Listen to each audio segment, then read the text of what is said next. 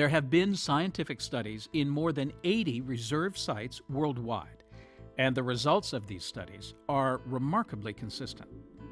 Within reserves, population densities dramatically increase.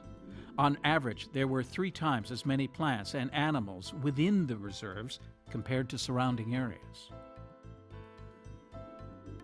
Not only is there an increase in the abundance of life, there's also a significant increase in the diversity of life. Species diversity increases by more than 70% within reserves. Because nothing is to be removed from reserves, animals can live longer and therefore grow larger. On average, size increases by more than 80%. And as animals like fish get bigger, they produce more young.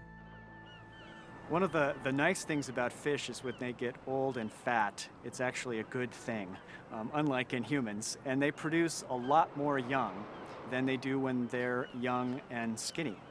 And so by creating areas in the ocean where we set aside large old females, we can have dramatic effects on the production of young. In some species, a larger fish compared to a smaller fish can produce up to 200 times more offspring.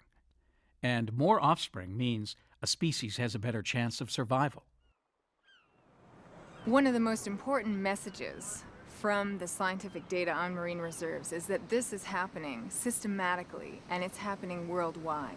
Regardless of where the reserve was established, where the study was conducted, in the tropics, in the temperate zone, what we saw was a dramatic increase in abundance of animals and plants inside reserves. We saw increases in the size of the individuals inside reserves, and we saw even an increase in the number of species in a particular area.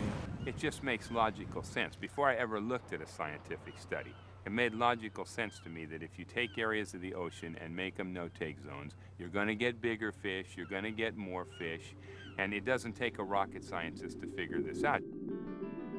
While the concept seems simple, the reality is a bit more complex. Changes to reserves don't happen all at once. That's because species respond to protection at different rates. To understand why this happens, scientists point to a case study at Georges Bank off of Cape Cod.